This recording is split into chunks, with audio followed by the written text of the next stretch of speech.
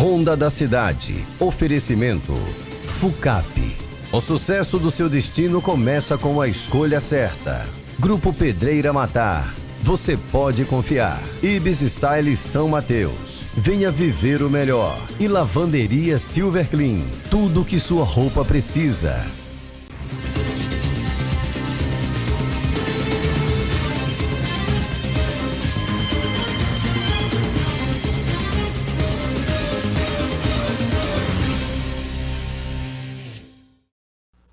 Olá, meu Espírito Santo querido, estamos começando mais uma edição do programa Ronda da Cidade, aqui pela TV Foz, canal 16.1. Sextou! Hoje é sexta-feira maravilhosa, hoje é dia de Brasil e Haiti. Pois é, minha gente, no programa de hoje você vai acompanhar que a polícia prendeu um líder do tráfico de drogas em Jaguaré. Preso o motorista que matou família inteira na BR-101 na véspera de Natal. Operação da Polícia Federal mira funcionários públicos em corrupção. E um giro de notícias pela região. Tudo isso e muito mais a partir de agora no programa Ronda da Cidade, que já está no ar. Não saia daí. –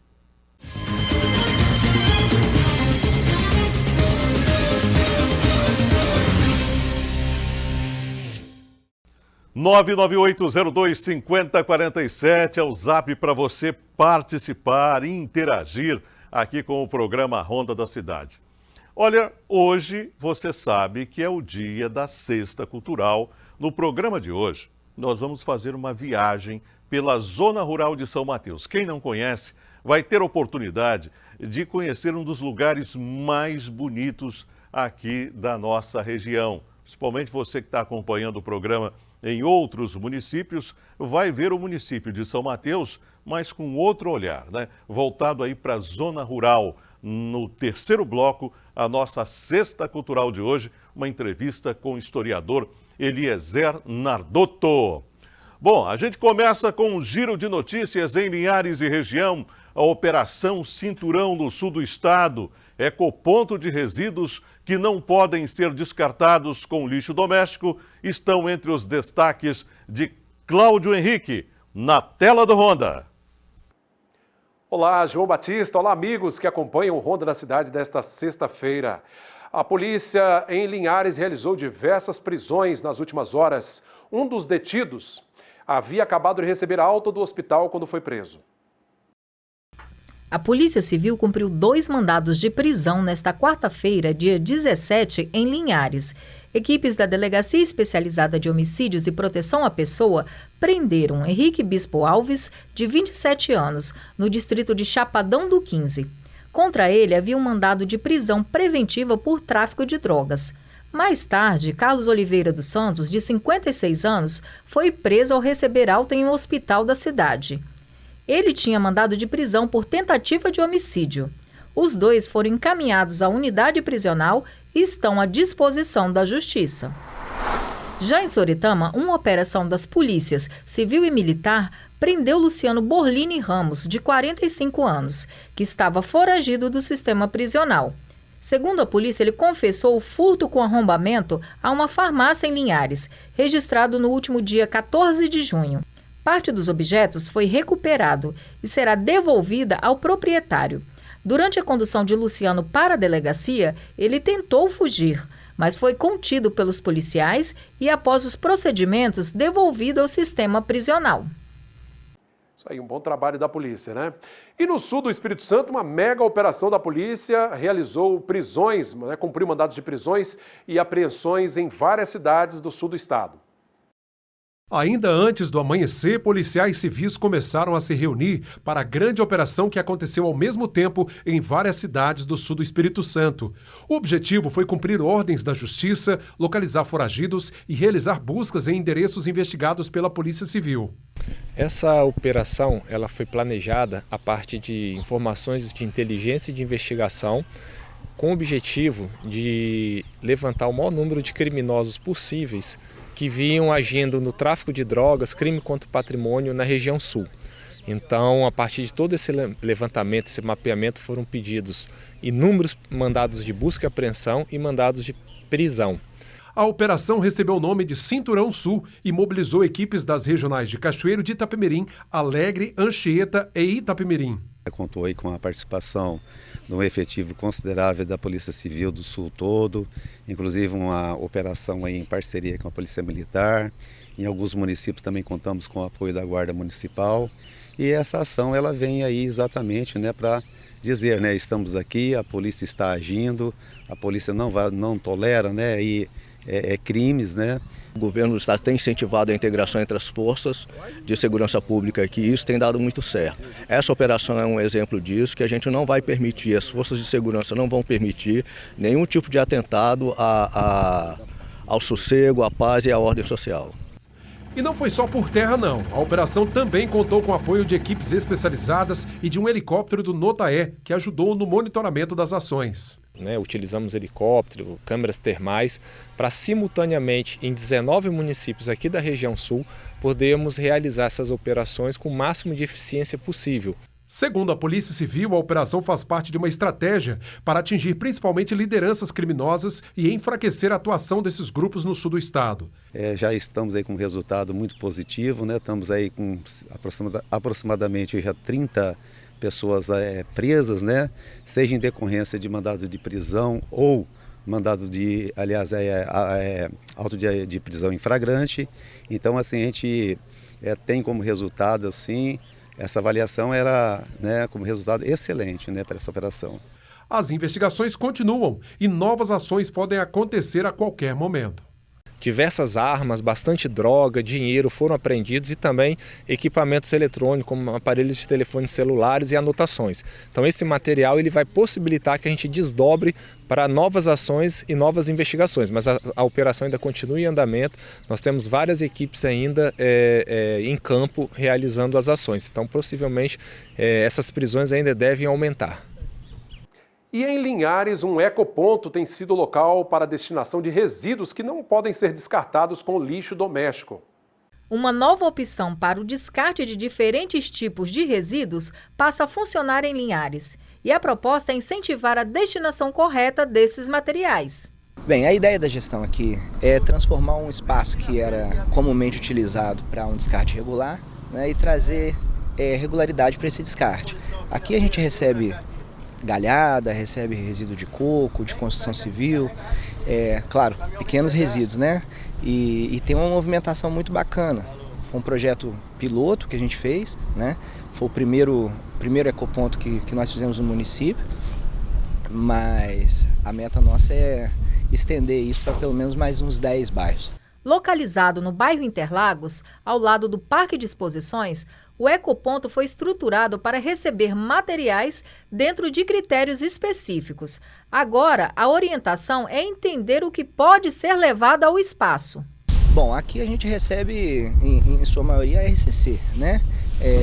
Apesar de agora também poder receber lixo eletrônico, os maiores resíduos que a gente recebe é galhada, né? Que nós temos também a meta de utilizar como compostagem, resíduos de construção civil, como resto de tijolo, concreto, essas coisas. E na época do verão, né, é muito coco que a gente recebe também.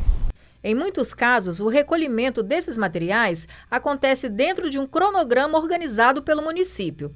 Mas quando o descarte acontece fora desse período, existe outra possibilidade para a população. Bom, a prefeitura ela divulga mensalmente um calendário, um cronograma de descarte, ou seja, a gente informa a data que a pessoa vai poder disponibilizar o resíduo, né?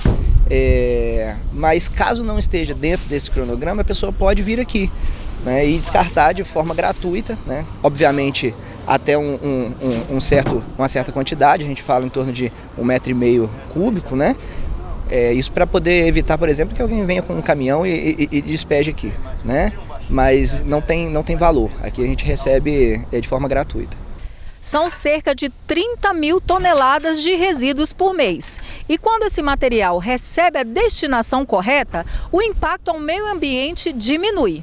Além da ampliação para outras regiões da cidade, a proposta também é incentivar a reutilização desses materiais de forma sustentável. Isso evita, por exemplo, a sujeira acumulada na rua, né? Porque quando você joga o lixo na rua, e a gente faz o recolhimento, raramente aquilo ali vai ficar limpinho como estava antes, né? Aqui você disponibilizando o lixo, a gente recolhe e já leva e a rua fica limpinha, né? O resíduo de construção civil, ele se tratado, longe de vergalhão, essas coisas, ele pode ser triturado e utilizado nas estradas rurais, por exemplo. Linhares tem uma topografia muito reta, né? E isso ajuda bastante, após a patrolagem, a elevar o nível da estrada. E as galhadas, né, que é um resíduo biológico, a gente pode triturar, né, e usar como compostagem nas diversas áreas rurais que nós temos no município. Isso aí é uma alternativa para o morador de se desfazer de alguns objetos, de alguns produtos que tem em casa que não pode ir junto com o lixo, né? João, por hoje é só. Eu retorno na próxima edição do Ronda da Cidade. Bom final de semana aos nossos telespectadores e nos assista também logo mais à noite no Foz Notícias, 19 horas. Um abraço a todos e até lá. Meus amigos, agora nós vamos mostrar esse caso registrado lá no município de Jaguaré. Um homem que foi preso, acusado de assumir a chefia do tráfico de drogas ali na região de Vila Valério. Ele estava comandando o tráfico de drogas e a polícia começou a fazer uma investigação. Por que ele assumiu o comando? O chefe verdadeiro do tráfico de drogas foi preso durante uma operação da Polícia Civil no ano de 2025. E esse camarada, então, começou a chefiar o tráfico de drogas lá na região, só que o poder dele durou por pouco tempo, porque a polícia, através das investigações, conseguiu colocar as mãos nesse pilantra que já está atrás das grades. Coloca na tela! Uma ação conjunta da Polícia Militar e da Polícia Civil resultou na prisão de um homem considerado de alta periculosidade e procurado pela Justiça por envolvimento em homicídios.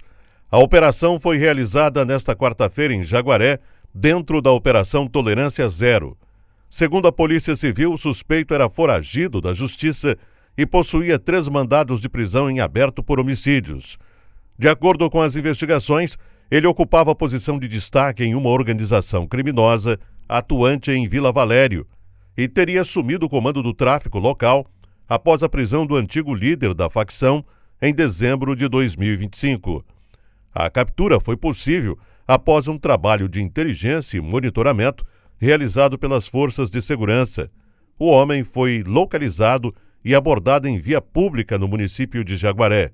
Durante a ação, os policiais apreenderam um veículo de luxo que estava sendo conduzido pelo suspeito. O homem foi encaminhado para a delegacia de Jaguaré e se encontra à disposição da Justiça.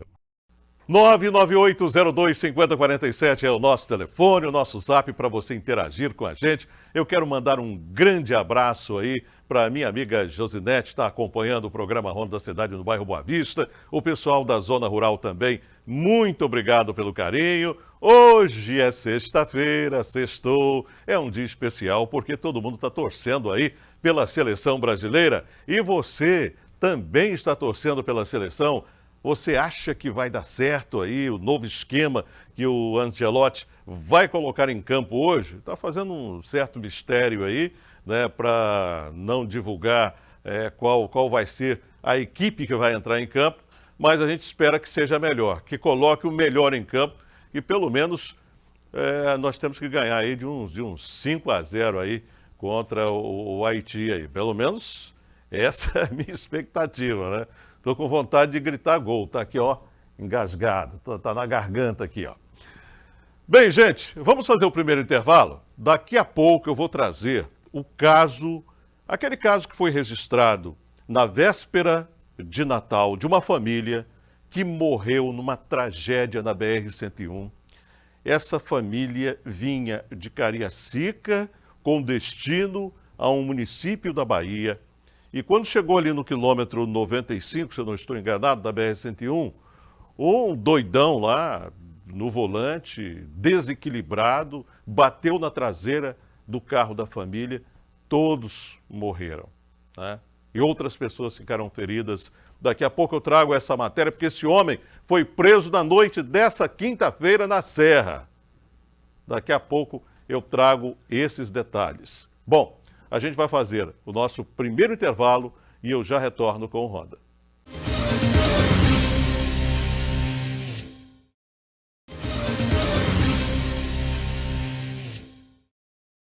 Estamos de volta com o programa Ronda da Cidade, aqui pelo canal 16.1. Muito obrigado pela sua grande audiência, por acompanhar o programa todos os dias, estar aí com o seu televisor ligado. Muito obrigado, viu, por me permitir entrar aí na sua casa. Minha gente, agora nós vamos falar sobre esse assunto sério.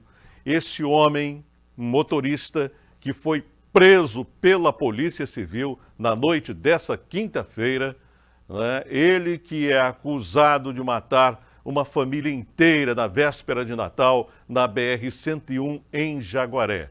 E esse homem estava fugindo do estado quando os policiais chegaram e conseguiram interceptar um ônibus de turismo e prenderam esse cidadão lá na Serra. Vamos conferir a matéria. A Polícia Civil prendeu na noite desta quinta-feira o homem apontado como responsável pelo grave acidente que matou uma família inteira na BR-101 em Jaguaré, na véspera do Natal de 2025. A tragédia comoveu o Espírito Santo e ganhou grande repercussão pela violência da colisão e pela morte de um casal e suas duas filhas pequenas. A prisão de Sérgio Bassini Macioli foi realizada durante uma operação conjunta entre o Centro de Inteligência e Análise Telemática do Norte e a Delegacia de Polícia Civil de Jaguaré. O suspeito foi localizado dentro de um ônibus de viagem no município da Serra, quando tentava deixar o estado. Contra ele, havia um mandado de prisão preventiva expedido pela Justiça. O investigado foi indiciado por 4 homicídios e 3 lesões corporais com dolo eventual quando se assume o risco de matar, além dos crimes de omissão de socorro, fuga do local do acidente e embriaguez ao volante. O acidente aconteceu na madrugada do dia 24 de dezembro de 2025. A família havia saído de Cariacica e seguia para a Bahia, onde passaria as festas de fim de ano. As vítimas foram o advogado Denis Carlos Rolim, de 43 anos, a esposa Valdenice Alves de Oliveira, de 39 anos, e as filhas do casal, Sara Cristina, de 7 anos, e Débora Vitória, de 10 anos. De acordo com a Polícia Rodoviária Federal, o Fiat Palio em que a família viajava foi atingido na traseira por uma caminhonete Ram 250. Com o impacto, o veículo perdeu o controle, invadiu a contramão e colidiu contra outros 2 automóveis.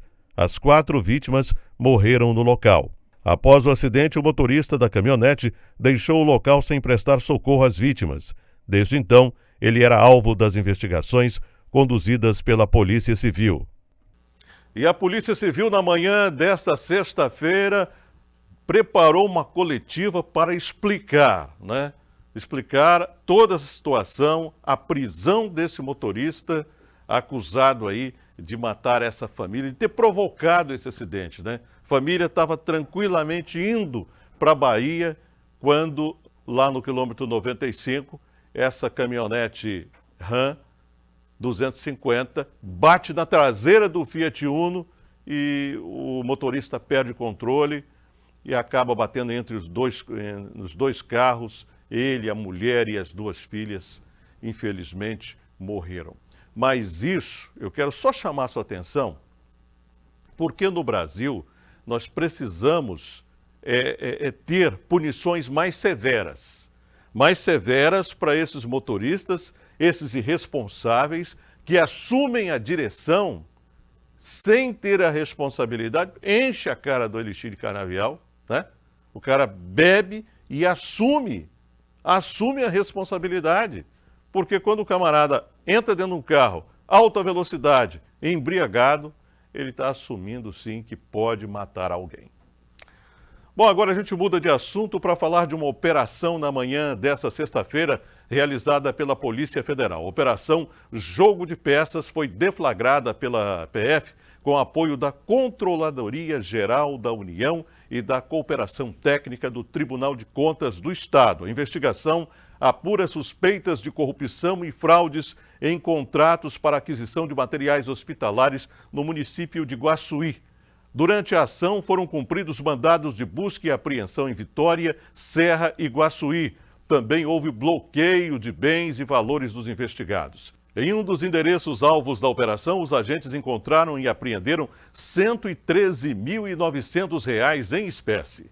Segundo a Polícia Federal, os contratos investigados podem ter sido fraudados por meio de superfaturamento e direcionamento de licitações com o objetivo de beneficiar empresas e garantir o pagamento de propina a um agente público. O esquema teria funcionado entre os anos de 2016 e 2024. Os investigados poderão responder por associação criminosa, peculato, corrupção ativa, corrupção passiva e fraudes em licitações. As investigações continuam. Muito bem. Agora eu quero mudar de assunto para falar desse parceiro do programa Ronda da Cidade, que é a Pedreira Matar. Olha, na Pedreira Matar você vai encontrar brita, pedra amarroada, areia lavada, areia industrial, tudo pelos menores preços e entrega rápida aí na sua obra. Pedreira Matar, nessa você pode confiar. Bom, agora a gente vai fazer um intervalo, logo depois eu retorno com a nossa Cesta Cultural.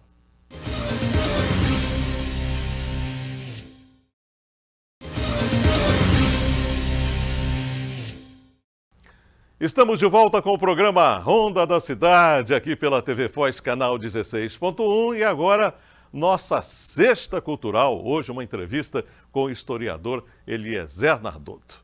Vamos conferir. Nem todos conhecem esta paisagem. Uma cachoeira cercada pela natureza, localizada na zona rural de São Mateus, a cerca de 41 quilômetros da sede do município. Um cenário de rara beleza, onde a natureza se mistura com a história de uma das cidades mais antigas do Espírito Santo. São Mateus guarda histórias que muita gente ainda desconhece, mas que ajudam a contar a trajetória de um povo e a formação da cidade. Em cada rua, em cada prédio antigo, existe um capítulo importante do passado. O historiador Eliezer Nardotto, autor do livro História, Geografia e Economia de São Mateus, explica que muitos dos nomes presentes nas ruas da cidade homenageiam personagens que tiveram um papel fundamental no desenvolvimento do município. O Barão é filho do coronel Antônio Rodrigues da Cunha. Ele era major da Guarda Nacional e recebeu o título de barão depois, do imperador Dom Pedro. E o barão, ele faz parte de um clã, da família Cunha, com a família Esteves, Neves, Farias, e forma a oligarquia de São Mateus. Essa oligarquia de São Mateus, que dominou a cidade aí no século XIX, boa parte do século XIX, princípio do século XX, então era uma oligarquia considerada das melhores do Espírito Santo, porque eram pessoas que se preocupavam com o desenvolvimento. Então o barão, filho do coronel com a dona Rita Cunha, ele tem os irmãos coronel Mateus Cunha, coronel Constantino Cunha, que a gente vê nas ruas de São Mateus esses nomes. Então, qual é a visão do barão? Ele queria interiorizar o desenvolvimento. Então ele vai subir o rio São Mateus, na segunda metade do século XIX, e vai se estabelecer aqui, no Cachoeiro do Cravo. Vinha de canoa pelo rio, aqui começa essas corredeiras, então chegou aqui nesse ponto, ele fez então a casa dele e esse comércio que na verdade era um comércio e indústria. Porque o que ele fez? Ele fez uma barragem, a água tocava as moendas para a fabricação do açúcar e de aguardente. E aqui depois ele vai fazer a casa dele e seguiu para povoar o sertão de São Mateus. Então ele vai chegar em Nova Venécia, monta um barracão ali onde hoje é a cidade de Nova Venécia, e ali em Nova Venécia ele vai estabelecer esse entreposto, e desse entreposto ele vai lá para perto da Pedra do Elefante, na Serra de Cima, Serra de Baixo, Serra de Cima, aquela região ali, e monta uma grande fazenda lá também. Então deixa aqui para o filho dele, que é o coronel Cunha Júnior, e ele vai lá para cima, para a região de Nova Venécia. Depois ele vai fazer os seus empreendimentos junto com essas famílias que queriam construir o caminho até Minas Gerais.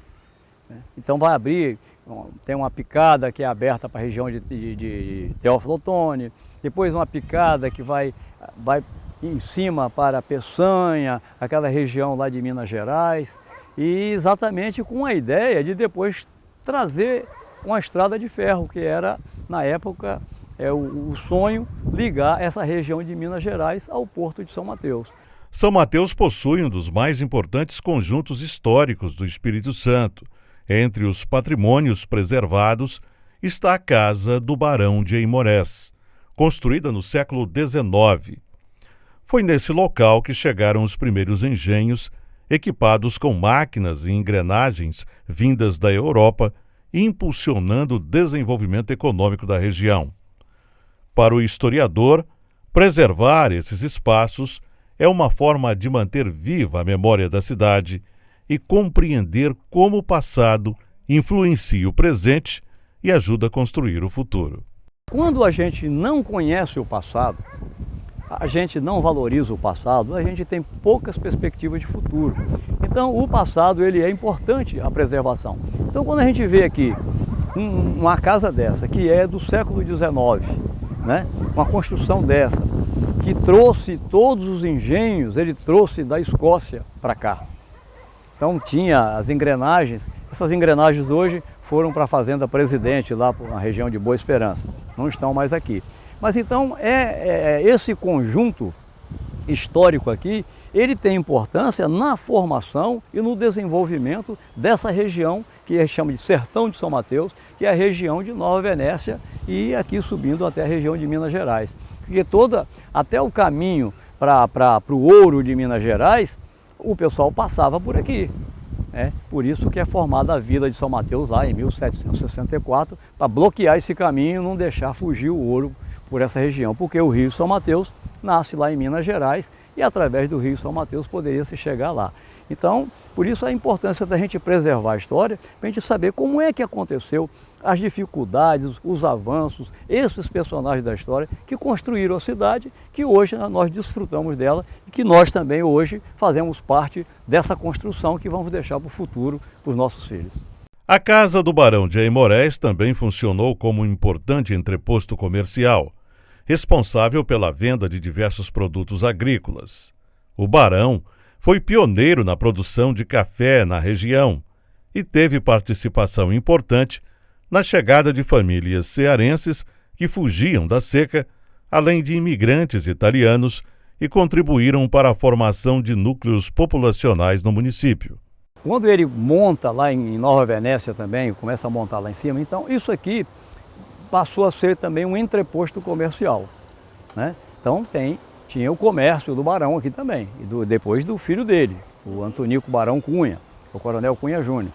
Então, tanto que essa casa que tem ali atrás, ela é uma construção do filho do Barão. O Barão, a casa que o Barão construiu foi derrubada e eles fizeram essa outra casa que foi restaurada pela família Coser, hoje é com a família Coser. Então, veja só, aqui as pessoas vinham comprar sal, vinham trazer café, e o café, depois, logo no final do século XIX, o Barão começa a plantar café, é um dos pioneiros no plantio de café no Espírito Santo, é o Barão, com a família dele. Então vai plantar café nessa região de Nova Venécia. Então é o Barão também o responsável pela formação da população de São Mateus, porque o Barão trouxe a maior parte dos cearenses, foi o Barão que deu £1 conto, era muito dinheiro na época, para ajudar a trazer os cearenses que estavam morrendo com a seca de 1877. Então o Barão também o Barão de Timbuí foram um dos maiores contribuintes do Estado. Então São Mateus hoje nós temos uma população aí em torno de 20, 25% de pessoas descendentes do cearense, que foi o Barão que trouxe. E depois também é o Barão que vai trazer os italianos, né, os imigrantes italianos. Não existia nenhuma previsão de vir a imigração italiana para o norte, mas através do Barão ele conseguiu, junto com o governo italiano e com o governo imperial, trazer os italianos para cá em 1888. Então aqui ele abrigou nessa fazenda, na fazenda lá de cima, na Serra de Baixo, na Serra de Cima, na fazenda Gruta, que era tudo gente casado na família do barão, esses italianos vieram para essa região. Então, depois formou o núcleo de Santa Leocádia, lá em São Mateus, e o núcleo de Nova Venécia. Então, o núcleo de Nova Venécia é basicamente formado pelo barão. Além desta construção histórica, São Mateus possui inúmeros locais que carregam as marcas de homens e mulheres que ajudaram a construir a cidade. Pessoas que já partiram, mas que deixaram como legado seu trabalho, sua dedicação e seu amor por essa terra. Conhecer essa história é também valorizar a identidade de São Mateus e reforçar a importância de preservar um patrimônio que pertence a todos nós. E chegamos ao final de mais uma edição do programa Ronda da Cidade, nesta sexta-feira, agradecendo a sua grande audiência, marcando encontro para segunda-feira, se Deus permitir. E vamos torcer pelo Brasil, né? Vamos torcer para que o Brasil realmente faça bonito hoje contra o Haiti. Fiquem com Deus, um bom final de semana a todos. Tchau, Espírito Santo!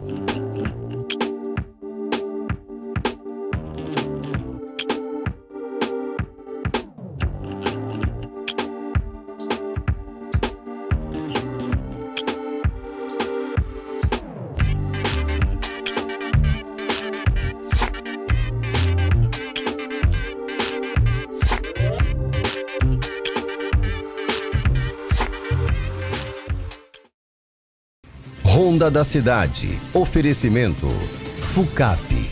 O sucesso do seu destino começa com a escolha certa. Grupo Pedreira Matar. Você pode confiar. Ibis Style São Mateus. Venha viver o melhor. E Lavanderia Silver Clean. Tudo que sua roupa precisa.